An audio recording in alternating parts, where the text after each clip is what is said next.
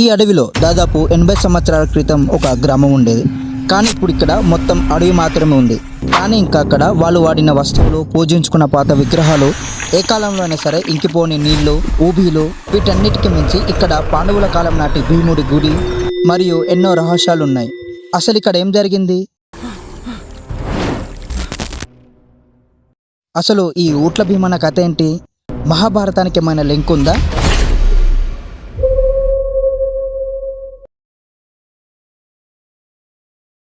మా ఫ్యామిలీతో కలిసి ఒక చిన్న పిక్నిక్ లాగా ఈ ఊట్ల భీమన్న దగ్గరికి వెళ్దామని పొద్దున్నే 3 బాటిళ్ల ఈత కళ్ళు తీసుకున్నాను.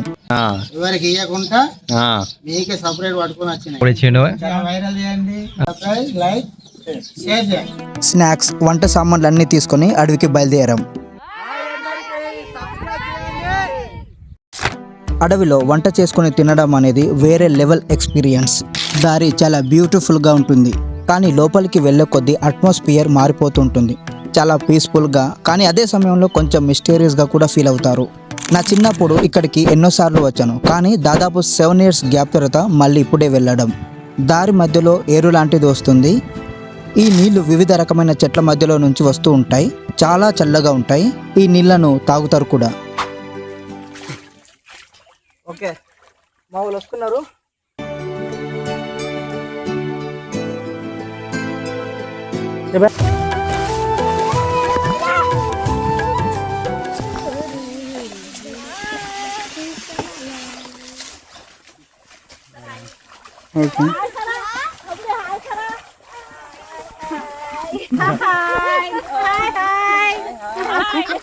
ఫైనల్లీ చేరుకున్నాం. మేము వచ్చేసరికి ఆల్రెడీ ఇక్కడ జనాలు ఉన్నారు. మేము మా సామాన్లన్నీ దింపాము.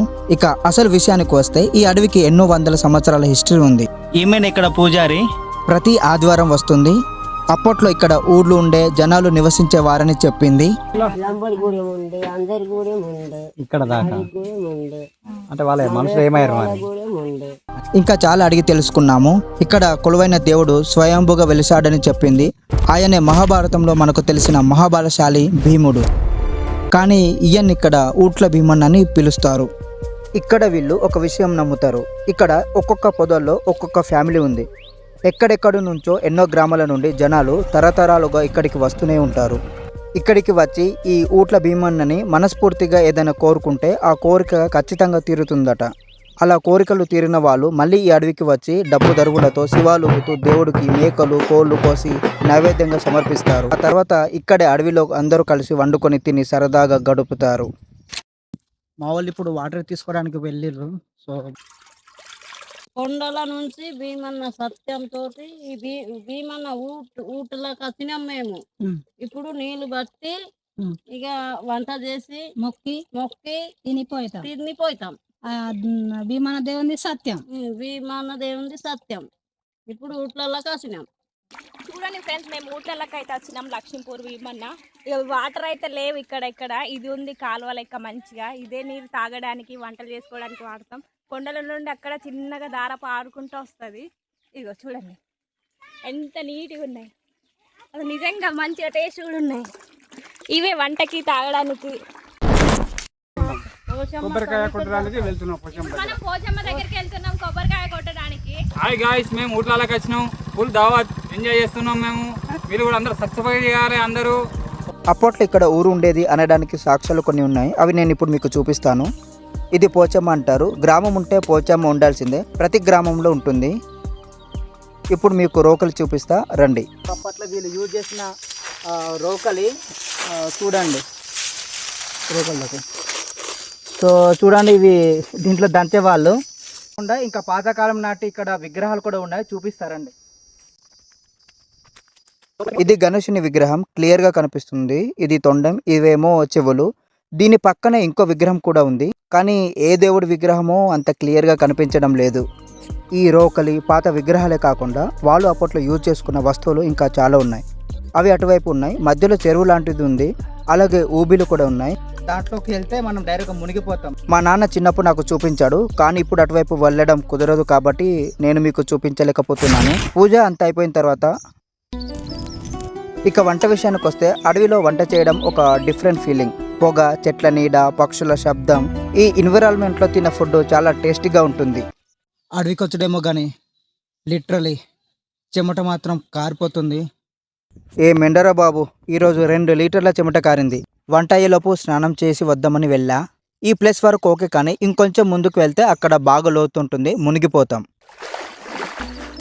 వంట రెడీ అయిపోయింది, ఇక తిందాం. ప్రకృతి ఒడిలో, ఈ భీమన్న నీడలో, ప్రశాంతమైన వాతావరణంలో, పక్షుల అరుపుల మధ్య వండుకొని తింటుంటే చాలా ఆనందంగా ఉంది. ఈ ఫీలింగ్ని వర్ణించలేకపోతున్నా. తిని అయిపోయిన తర్వాత కాసేపు రిలాక్స్ అయ్యా. మా వాళ్ళు కాసేపు ఇక్కడ ప్రశాంతంగా ఆడుకున్నారు. ఈలోపు మా అమ్మ బౌల్స్ క్లీన్ చేసింది. మా వాళ్ళు ఎడ్లకు నీళ్లు తాగిపించి గడ్డి తినిపించారు. ఇక్కడి నుంచి ఇంకొక 1/2 కిలోమీటర్ వెళ్తే ఈ లోయలో పులులు, ఎలుగుబంట్లు, జింకలు తిరుగుతూ ఉంటాయి. చాలామంది చూశారు కూడా. కానీ పర్టికులర్గా ఈ ప్లేస్లో, అంటే ఈ చుట్టుపక్కల ఉన్నంత వరకు ఏమీ చేయవు మనుషులను. అసలు ఎందుకో తెలీదు. ఈ ప్లేస్లో 7 ఇయర్స్ బ్యాక్ నేను ఒక పెద్ద పాముని చూశాను. ఇది ఒక ఊబి కూడా.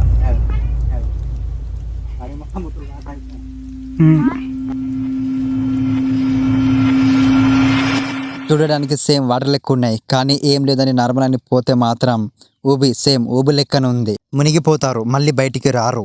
కట్టె ఇలా పెడుతుంటే లోపలికి పోతుంది, మళ్ళీ గట్టిగా పట్టుకుంటుంది. ఇలాంటి ప్లేస్లో వెళ్తే కొంచెం జాగ్రత్త. మీకు ఒక స్టోరీ చెప్తా. ఇది నిజమో కాదో నాకు తెలియదు, కానీ చాలామంది నమ్ముతారు. ఒక 12 ఇయర్స్ బ్యాక్ ఒక వ్యక్తికి ఈ చుట్టుపక్కల బంగారం ఉందని కల వచ్చిందంట. ఆ కలలో బంగారం ఎక్కడుందో కనిపించి, అలాగే నాకు నర రక్తం కావాలని కోరుకుంది. అయితే ఆ వ్యక్తి అక్కడికి వెళ్ళి బంగారం తవ్వగా బయటపడిందంట. అప్పుడు నాకు నర రక్తం కావాలి అన్నది గుర్తుకు వచ్చి తన బొటన వేలును చీల్చి ఆ బంగారం పైన రక్తం చిందించాడు. అప్పుడు బయటికి తీద్దామని ఎంత ట్రై చేసినా ఆ బంగారం బయటికి రాలేదంట. అప్పటికే చీకటైనందువల్ల ఊరికి వెళ్ళి తన స్నేహితుడికి జరిగిందంతా చెప్పాడంట. పొద్దున లేచి పోదామని మాట్లాడి నిద్రపోయారు. ఇది విన్నాక నేను షాక్ అయ్యా. ఇలాంటి స్టోరీస్ మా విలేజ్లలో చాలా ఉంటాయి. అసలు నమ్మాలో నమ్మకూడదో అస్సలు అర్థం కాదు. ఇప్పటికే కొందరు బతికున్నారు ఇలాంటి అనుభవాలతోటి. పొద్దున్న లేచి చూస్తే ఆ వ్యక్తి చనిపోయాడు. బొటన వేలుకు గాయం కూడా ఉంది. అయితే ఇక్కడ నరరక్తం కావాలి అనే పదానికి అర్థం నరబలి అంట. బంగారానికి ముందుగా అతని రక్తమే చిందించాడు కాబట్టి బంగారం అతన్ని బలి తీసుకుందని అంటుంటారు. ఈ విషయం తన స్నేహితుడి ద్వారా వెలుగులోకి వచ్చింది. అంతా అయిపోయిన తర్వాత సామాన్లన్నీ సర్దుకొని ఇంటికి బయలుదేరాం. ఈ అడవి నాకు చాలా ఫెమిలియర్గా ఉంది, కానీ దాదాపు 7 సంవత్సరాలు ఇక్కడికి రాలేదు. లైఫ్ బిజీ అయిపోయింది. Works, tensions, problems. మనము ఎంత మారిపోయినా మన రూట్స్ మాత్రం మమ్మల్ని ఎప్పుడు వదలవు. మనమే వాటిని వదిలిపెడతాం. ఈరోజు చాలా హ్యాపీగా ఫీల్ అవుతున్నాను. కొత్తగా ఏమి కొనలేదు, ఫ్యాన్సీ ప్లేస్కి వెళ్ళలేదు, కానీ చాలా రోజుల తర్వాత మా అమ్మ నవ్వు విన్నాను, మా నాన్న చెప్పిన కథలు విన్నాను. ప్రశాంతంగా కూర్చొని ఎంజాయ్ చేశాం. మీకు కూడా ఇటువంటి స్పెషల్ ప్లేస్ ఉంటే కామెంట్ చేయండి. వీడియో నచ్చితే లైక్ చేయండి. ఛానల్ను సబ్స్క్రైబ్ చేసి సపోర్ట్ చేయండి. ఇంకో ఇంట్రెస్టింగ్ చాప్టర్తో మళ్ళీ కలుద్దాం. బాయ్.